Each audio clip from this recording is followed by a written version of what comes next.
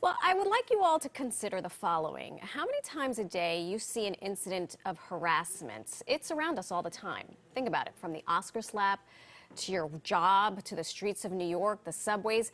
When you see these types of incidents, you may feel helpless because you don't want to sacrifice your own safety. Well, this morning, our two guests, May and Jorge Arteaga, have our backs. They're both leaders to end harassment in all forms, and we welcome you to the Pix 11 Morning News. Thank you for joining us. Thanks so much for having us. Such an Thanks for having important, me. it's an important conversation to have because especially in New York, we see, I suspect harassment has been around since the time before time, but perhaps we're reporting it more. You have this new book, I've Got Your Back, great title, by the way. Who is this book for? So this book is for all of us. As New Yorkers, we see harassment. We see it on the subway. We see it on the street. We see it at work. We see it online. And if you're like most people, you don't know what to do when you see it, or maybe you're scared that it's going to turn on you.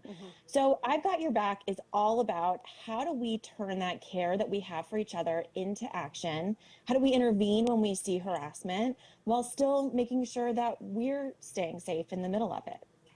Absolutely. So can we talk about an important term, bystander intervention? And there's been a lot of reported incidents of harassment here in New York, in our workplace. Many of us will choose to look the other way because we're afraid. I can tell you, in my 20s, there was an incident I wouldn't intervene in. Now I'm in my 40s, I'm responsible for 2 other human beings, and I think I take a pause. So is there ever a right time to intervene when you see someone being harassed? Well, we see harassment happen, on a spectrum, right? So usually folks are thinking of intervening when we see the most egregious forms of harm, violence occurring, right? But there are times before that we can actually step in to support folks, such as when we see maybe some disrespectful behavior, some inappropriate name calling, some stalking or something like that. And really the key to bystander intervention is assessing your own safety. You don't always need to directly intervene and put yourself in harm's way. You just want to look at what's going on around you. Are folks going to be able to support you if something goes wrong?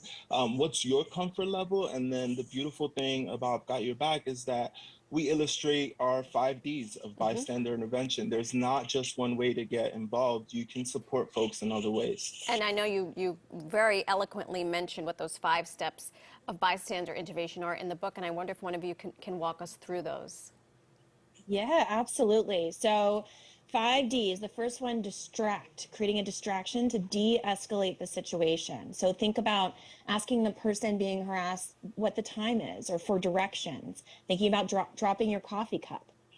The second one is delegate, finding somebody else to help. Maybe it's somebody in a position of authority, but maybe it's the person right next to you.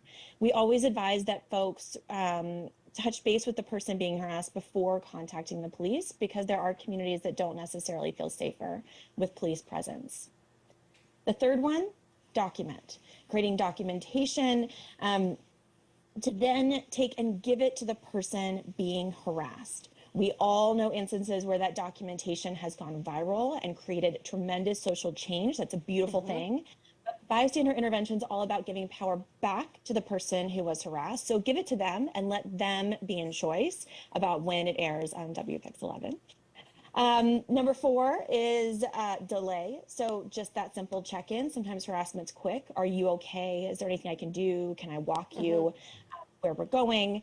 And that last one, direct. So we always think about direct, but we don't always think about it in a way that's going to be safe for us. So when Jorge and I talk about direct, we talk about really creating that boundary, saying that's not acceptable. You can't talk to her like that. Step away from him, right? And then turning your attention to the person being harassed. You don't want to get in a back and forth. You never want to escalate the situation. This isn't a teaching moment. This is really a moment to take care of that person being harassed. And ultimately, that's what bystander intervention is all about. I love this and thank you so much for walking us through those Ds. I think, and on our best day, if we can go through those quickly and sort of make those split-second decisions, it's helpful to us, and obviously reading your book will further our own education.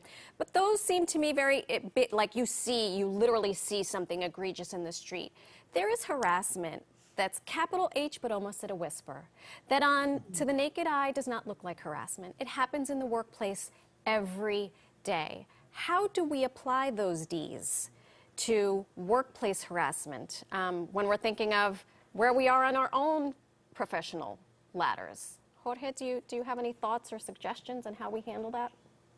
Yeah, when it comes to workplace, like you mentioned, it is a different environment, right? We're thinking about our livelihoods most of the time. Is this going to jeopardize me? Sometimes the microaggressive or disrespectful behaviors you experience might be coming from your own supervisor or person that you might be needing to report to. And so, first is understanding, right? What are your workplace policies? Who are the folks in your organization that you can go to report instances of harassment or disrespectful behavior? And then really understanding, what options do you have? What we've seen is that oftentimes, folks can actually resolve some of these things with each other if they have the right tools to be able to, speak up about the disrespectful behavior, say how it made them feel. But a lot of the times, right, like going to your HR person or going to your supervisor is probably going to be your first step. You're going to want to go and check in with them and see what tools are available to you in your organization. Jorge Arteaga, Emily May, we could speak to you for about another hour and then some, but we appreciate your time this morning. Very, very useful information. Thank you so much for joining us. Thanks for having us. Thank you. And to learn more on combating harassment, pick up a copy of I've Got Your Back.